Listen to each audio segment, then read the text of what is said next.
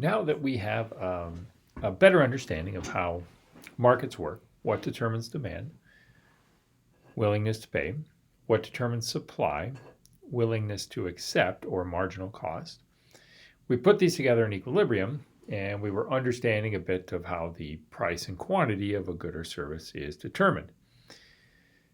Now, in a perfectly competitive market, that's going to result in a pretty good outcome.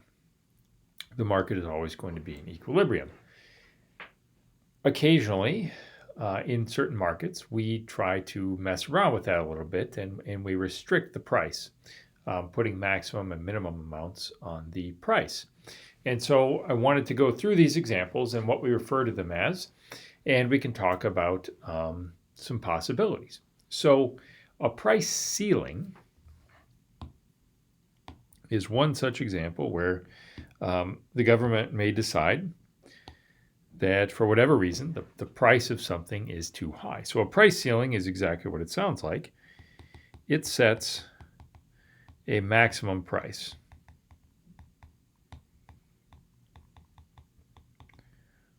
for a good. And so if we draw our demand and supply, so here is quantity, and here is the price. And I'll draw my demand or my supply curve, upward sloping, my demand curve. And let's say that, so let's think about the market for apartments, right? So let's say this is market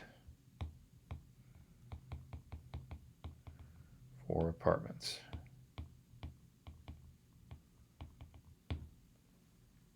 And so let's say, we're thinking in Oshkosh here, so we'll just say $500 per month is the equilibrium price, and there's 1,000 apartments available in equilibrium, right? So there's 1,000 apartments rented.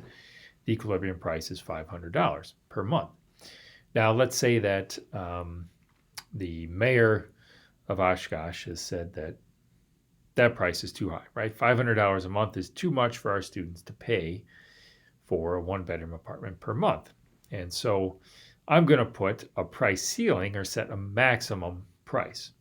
Now, if that price ceiling is set above the equilibrium price, it doesn't have any effect, right? So if I was to set a price ceiling of $700, said that the price can't go above $700, it would have no effect on the market.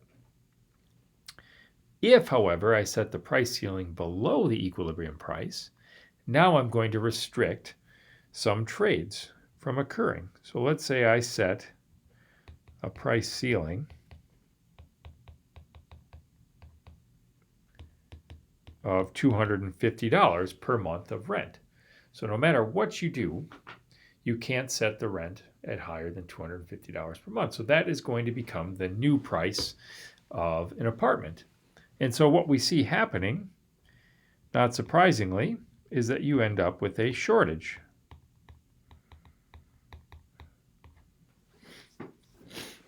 More people are willing to buy or rent an apartment at $250 per month than are willing to supply it at $250 per month.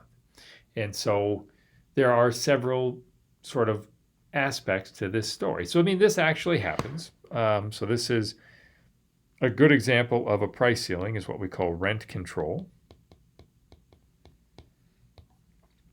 And, you see rent control in a lot of bigger cities. So New York City is an example where they have certain areas of the city, certain apartment buildings, where rent has a price ceiling. It can't go higher than a certain amount. And if you talk to someone in New York City that has an apartment that is under rent control, they really like that apartment. Why? Because they're getting something at a tremendous value. Right? So with rent control, who wins?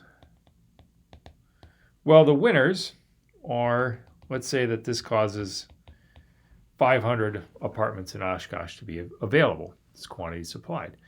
The winners are those 500 lucky people, whoever actually gets to rent the apartment. So those who still get to rent.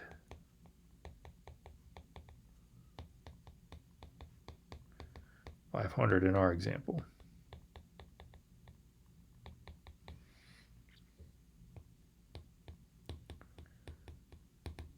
Who loses as a result of this are really the 500 people that were previously renting apartments that now don't get to. So the people who lose are those who want an apartment at the higher equilibrium price,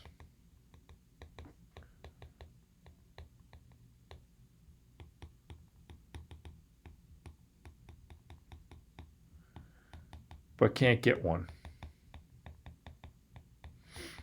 Right? In our example, that was 500 more people, from 500 to 1,000, that were willing to pay $500 for the apartment. It's just the government mandate here is not letting them.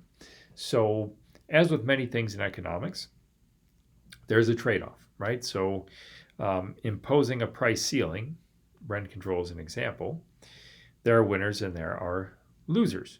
So, as you can imagine, so that if we shift the debate about this, really becomes a debate in politics, right? The economics is very clear. And we may get into this, or you talk about it in your micro class. But in terms of the economics, the price ceiling is a losing bet, right?